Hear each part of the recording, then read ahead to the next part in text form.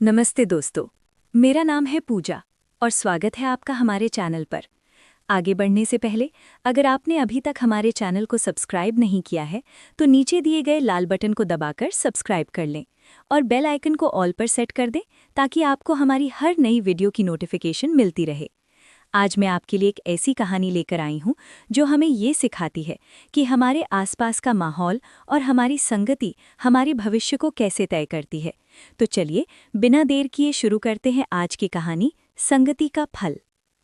संगति, परिवेश और भाव।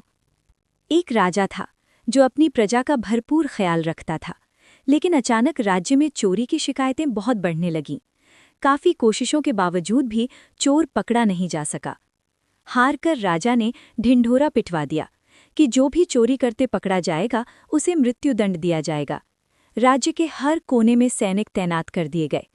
घोषणा के बाद 3-4 दिनों तक कोई चोरी नहीं हुई। उसी राज्य में एक चोर रहता था जिसे चोरी के सिवा कोई काम आता ही नहीं था। उसने मन ही मन सोचा, मेरा तो काम ही चोरी करना है, अगर डर के मारे बैठा रहा तो भूखा मर जाऊंगा। चोरी करते पकड़ा गया तो भी मरूंगा, तो फिर भूखे मरने से बेहतर है चोरी ही कर ली जाए। उसी रात वो एक घर में चोरी करने घुसा, लेकिन घर के लोग जाग गए। शोर मच गया।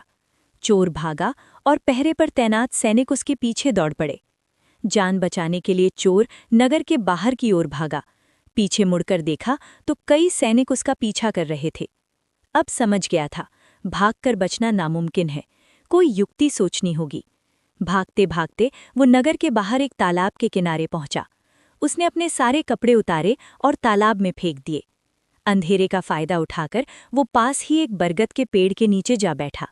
उस बरगद पर बगुलों का वास था। पेड़ की जड़ों के पास बगुलों की बीट पड़ी थी। चोर ने बीट उठाई, अपने माथे पर तिलक लगाया और आंखें मूंदकर ऐसे बैठ गया मानो गहरी साधना में लीन हो। थोड़ी देर में सैनिक वहां पहुंचे। चारों ओर खोजा, लेकिन चोर कहीं दिखाई नहीं दिया। उजाला होने लगा और तभी उनकी नज़र उस बाबा पर पड़ी। सैनिकों ने पूछा, बाबा, क्या आपने इधर किसी को आते जाते देखा है? लेकिन ढोंगी बाबा समाधि लगाए बैठा रहा। वो जानता था, बोला तो पकड़ा जाऊंगा, इसलिए मौन व्रत धारण कर लिया। सैनिकों को कुछ शंका तो हुई, लेकिन सोचने लगे कि अगर सच में कोई संत हुआ तो अपमान हो जाएगा। उन्होंने छुपकर उस पर नज़र रखना शुरू कर दिया। ये बात चोर भी समझ गया। जान बचाने के लिए वो भी चुपचाप बैठा रहा। एक दिन बीता, फिर दूसरा, फिर तीसरा। बाबा अब भी वहीं बैठा रहा। नगर में चर्चा फैल गई कि कोई सिद्ध संत कई दिनों से बिना खाए पिए समाधि में बैठे हैं। लोग दर्शन के लिए आने लगे। भीड़ बढ़ती चली गई। ये बात राजा तक भी पहुंची।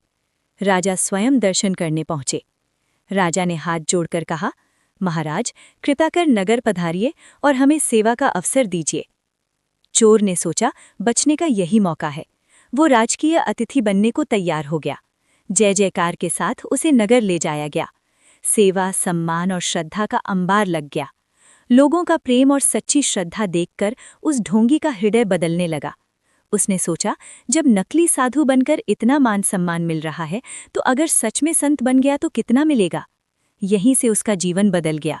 उसने चोरी छोड़ दी और सच में सन्यासी बन गया। शिक्षा, संगति, परिवेश और भाव मनुष्य में अभूतपूर्व परिवर्तन ला सकते हैं।